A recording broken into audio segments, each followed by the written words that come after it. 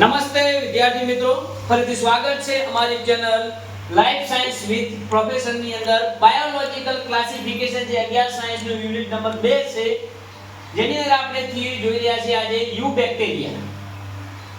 તો યુ બેક્ટેરિયાની વાત કરવામાં આવે તો કે આ બેક્ટેરિયા છે જે હજારોની સંખ્યામાં જોવા મળે. કેવા જોવા મળે બેટા? હજારોની સંખ્યામાં જોવા મળે છે, જેમને સત્ય બેક્ટેરિયા તરીકે પણ ઓળખવામાં આવે છે. શેના તરીકે ઓળખવામાં આવે? સત્ય બેક્ટેરિયા તરીકે ઓળખવામાં આવે. હવે જો આ વસ્તુને આપણે કહીએ તો આર્કી બેક્ટેરિયા તો આપણાથી નારાજ થઈ જાય કે સ્વામી અસત્ય છે. અસત્ય બાબત એ નથી, પણ આર્કી બેક્ટેરિયા છે એ વિપરીત કન્ડિશનમાં જોવા મળે. દાખલા તરીકે 100 ડિગ્રી ટેમ્પરેચર આપણે બધી જગ્યાએ ના જોઈ શકીએ, બધી જગ્યાએ શાંત વાતાવરણ ના ઊભું કરી શકીએ, બધી જગ્યાએ મિથેન વાયુ ના પેદા કરી શકીએ, પણ યુ બેક્ટેરિયા છે તમને ખૂણે ને ખચકે, ખબર પડે છે ને, ખૂણે અને ખચકે જ્યાં નજર નાખો ત્યાં જોવા મળે છે. જો આની વાત કરવામાં આવે યુ બેક્ટેરિયાની અંદર, તો કે યુ બેક્ટેરિયાની અંદર જો સૌથી ઇમ્પોર્ટન્ટલી કોઈનું એક્ઝામ્પલ છે તો આ સજીવો છે એ ખાસ કરીને કેવા છે કે સ્વયંપોષી છે. કેવા છે? સ્વયંપોષી છે અને કોષ દિવાલ ધરાવતા, કોષ દિવાલ ધરાવતા અને ચલિત કશા પણ હાજર હોય છે. શું હાજર હોય છે? ચલિત કશા હાજર હોય છે. કશા એટલે પૂંછડી, કશા એટલે પૂંછડી, જેને એક જગ્યાએથી બીજી જગ્યામાં મદદરૂપ થઈ શકે. સ્વયંપોષી છે તેમજ કેટલાક વિષમપોષી પણ છે. કેટલાક વિષમપોષી છે. આ સ્વયંપોષીની અંદર જો સૌથી ઇમ્પોર્ટન્ટલી કોઈનું એક્ઝામ્પલ હોય તો એક્ઝામ્પલ છે સાયનોબેક્ટેરિયાનું એક્ઝામ્પલ છે. કોનું એક્ઝામ્પલ છે? તો કે સાયનોબેક્ટેરિયાનું એક્ઝામ્પલ છે. આ સાયનોબેક્ટેરિયા છે એ વનસ્પતિ જેવું જ પ્રકાશ સંશ્લેષી, વનસ્પતિ જેવું જ પ્રકાશ સંશ્લેષી રંજક દ્રવ્ય ક્લોરોફિલ એ ધરાવે છે. શું ધરાવે છે? ક્લોરોફિલ એ ધરાવે છે. ધ્યાન આપો કે આ સજીવો સ્વયંપોષી તો છે જ, પણ વનસ્પતિ જેવું જ પ્રકાશ સંશ્લેષી રંજક દ્રવ્ય શું ધરાવે છે? ક્લોરોફિલ એ ધરાવે છે આ સાયનોબેક્ટેરિયા. અને આ કોષ દિવાલ ધરાવે. બીજી વાત કે યુ બેક્ટેરિયાનું આપણે આગળ વર્ણન જોયું તો મોનેરા સૃષ્ટિ અને થ્રી ડોમેન સૃષ્ટિની અંદર જે ત્રિક્ષેત્રીય વર્ગીકરણ પદ્ધતિ હતી, એમાં 5 સૃષ્ટિ વર્ગીકરણ પદ્ધતિ અનુસાર યુ બેક્ટેરિયા છે પોતે એક પેપ્ટિડોગ્લાયકેનની કોષ દિવાલ ધરાવે છે. શું ધરાવે છે? પેપ્ટિડોગ્લાયકેનની કોષ દિવાલ ધરાવે છે.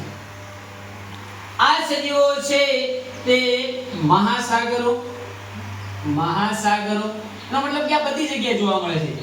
ખારા પાણીમાં, મીઠા પાણીમાં, જળાશયોમાં, જમીન પર, હવામાં, ઇવન મોટા ભાગની જગ્યાએ જોવા મળે છે આ યુ બેક્ટેરિયા. બીજી વાત કરવામાં આવે કે આ બેક્ટેરિયા છે તે નાઇટ્રેટ, નાઇટ્રાઇટ, એમોનિયા જેવા દ્રવ્યોનું સંશ્લેષણ પણ કરે છે. હવે આ વસ્તુ શા માટે જરૂરિયાત છે? તો આ બધા પોષક તત્વો છે જે એક પ્રકારના સંકીર્ણ પદાર્થો છે જે શેમાં કામ આવે છે? તો કે વનસ્પતિને કામ આવે છે. કોને કામ આવે છે? વનસ્પતિને કામ આવે છે. જો વાત કરવામાં આવે કે સ્વયંપોષી છે તો સ્વયંપોષી રિલેટેડ જો આની અંદર સારાંશ આવે એક્ઝામ્પલ છે તો સાયનોબેક્ટેરિયા સિવાય બીજું એક્ઝામ્પલ છે નોસ્ટોક. કોણ છે? નોસ્ટોક એક પ્રકારની લીલ છે, પણ લીલનો સમાવેશ શેમાં થાય છે? યુ બેક્ટેરિયામાં થાય, કારણ કે આ એક પ્રકારની એક કોષી લીલ છે. આપણે પહેલા પણ ભણ્યા હતા કે પ્રોટિસ્ટા સૃષ્ટિની અંદર પણ અમુક એવા સજીવો છે કે જેને આપણે નાખવામાં આવે છે. નોસ્ટોક છે, ત્યાર પછી એનાબીના, એનાબીના એ પણ આનો સમાવેશ કરશે. નાઇટ્રેટ, નાઇટ્રેટ, એમોનિયા વગેરે દ્રવ્યોનું સંશ્લેષણ કરે છે. તે કેટલાક દ્રવ્યોના પુનઃચક્રીકરણ પર મદદરૂપ છે. એનો મતલબ કે આ સમુદાયના જે બેક્ટેરિયા છે રસાયણ સંશ્લેષી પણ હશે. કેવા હશે? રસાયણ સંશ્લેષી પણ હશે. એનો મતલબ કે તે iron, calcium, magnesium, sulphur, copper આવા દ્રવ્યોને શું કરતું છે? પુનઃચક્રીયકરણમાં મદદરૂપ થતા છે. પુનઃચક્રીયકરણમાં મદદરૂપ થતા છે. અને આ સજીવો છે એ સૌથી વધારે વનસ્પતિને પોષક આપવામાં પ્રકાશ સંશ્લેષી છે. ઇવન આ સૃષ્ટિની અંદર વિષમપોષી સજીવો પણ જોવા મળે છે. કયા જોવા મળે છે? વિષમપોષી સજીવો જોવા મળે છે. અને આ વિષમપોષી સજીવોની અંદર જાણીતા રોગકારક સજીવો પણ છે. જાણીતા રોગકારક સજીવો પણ છે. દાખલા તરીકે તમને ટાઇફોઇડ થાય તો કે સાલ્મોનેલા ટાઇફી. ટાઇફોઇડ થાય છે તો કે સાલ્મોનેલા ટાઇફી નામના બેક્ટેરિયાની મદદથી થાય છે. જો તમને ન્યુમોનિયા થાય તો કે સ્ટ્રેપ્ટોકોકસ ન્યુમોની દ્વારા થાય છે. ઇવન તમારા દૂધમાંથી દહીં બનાવનાર જે બેક્ટેરિયા છે જેનું નામ છે લેક્ટોબેસિલસ, તો લેક્ટોબેસિલસ નો સમાવેશ પણ આ સૃષ્ટિમાં થાય છે. તેવી વાત કરવામાં આવે છે. બીજા અન્ય રોગો તમારા બુકની અંદર લખેલું છે. દાખલા તરીકે લીંબુના ચાઠા.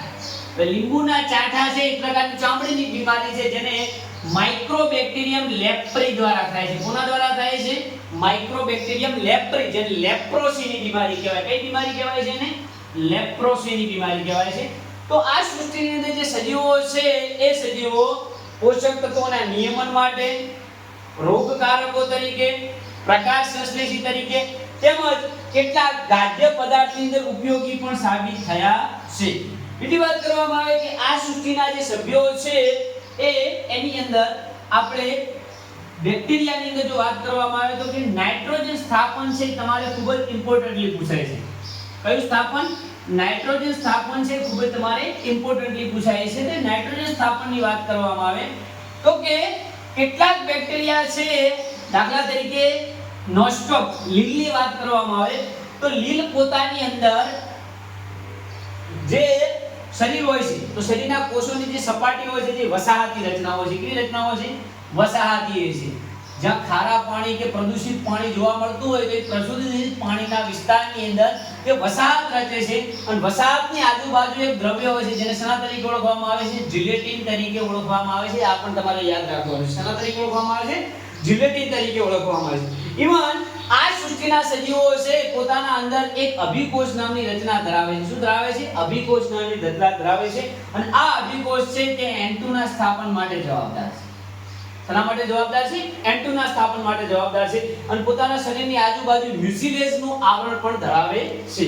હવે વાત કરવામાં આવે કે જો યુ બેક્ટેરિયાનું આપણે વર્ણન લખતા હોય તો આ સજીવો છે એ સિમ્બી કુળની વનસ્પતિમાં, કઈ વનસ્પતિમાં? સિમ્બી કુળની વનસ્પતિમાં મહત્વનો રોલ નિભાવે છે. કારણ કે આ આપણા માટે જાણવું ખૂબ જ જરૂરી છે કે સિમ્બી કુળની વનસ્પતિમાં કઈ રીતે રોલ નિભાવે છે. તો કે સિમ્બી કુળની વનસ્પતિની વાત કરવામાં આવે કે આ વનસ્પતિ છે એને કઠોળ વર્ગની વનસ્પતિ કહેવાય અને કઠોળ વર્ગની વનસ્પતિ છે એ કયા બેક્ટેરિયા ધરાવે છે? તો કે રાઇઝોબિયમ બેક્ટેરિયા ધરાવે. કયા બેક્ટેરિયા ધરાવે છે? રાઇઝોબિયમ બેક્ટેરિયા ધરાવે છે. નાઇટ્રોજન ફિક્સેશન એટલે કે નાઇટ્રોજનના સ્થાપન માટે જવાબદાર છે. તો સૌપ્રથમ કન્ડિશન શું થાય છે? તો કે વાતાવરણમાં રહેલો N2, તો કે N2 ક્યાં છે? તો કે આ વાતાવરણમાં છે.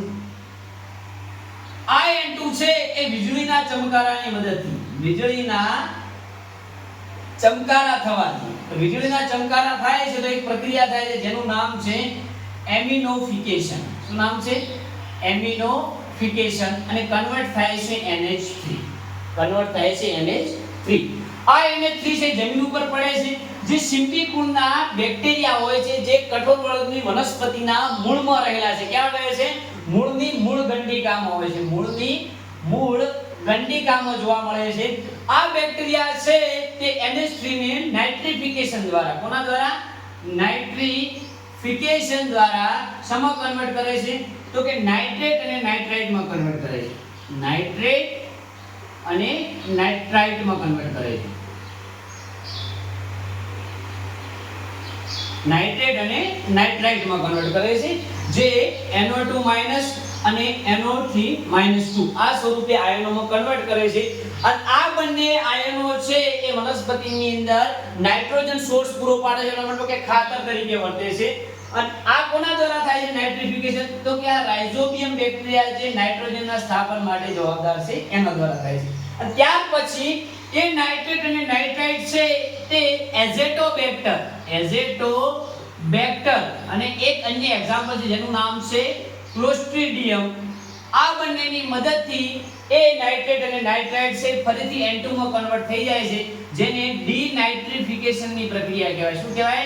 ડીનાઇટ્રિફિકેશનની પ્રક્રિયા કહે છે કે સૌપ્રથમ વાતાવરણમાં રહેલો N2 નાઇટ્રિફિકેશન જે એમિનોફિકેશન એટલે કે વીજળીના ચમકારાના મદદથી NH3, ત્યાર પછી તે નાઇટ્રિફિકેશન રાઇઝોબિયમ બેક્ટેરિયાની મદદથી NO2- NO3-2, ત્યાર પછી ક્લોસ્ટ્રીડિયમ ને એઝોટોબેક્ટરની મદદથી ડિનાઇટ્રિફિકેશન દ્વારા ફરીથી N2 માં કન્વર્ટ થાય છે. એનો મતલબ કે આ ચક્ર છે એ નિરંતર ચાલ્યા કરે, માટે તેને શું કહેવામાં આવે છે? નાઇટ્રોજનનું ચક્રીયકરણ કહેવાય છે. શું કહેવાય છે ને? નાઇટ્રોજનનું ચક્રીયકરણ કહે છે. તો મૂળ રાઇઝોબિયમ બેક્ટેરિયાની અંદર પણ આ નીલહરિત લીલની જેમ આવા કોઈ કોષોની રચના આવેલી હશે.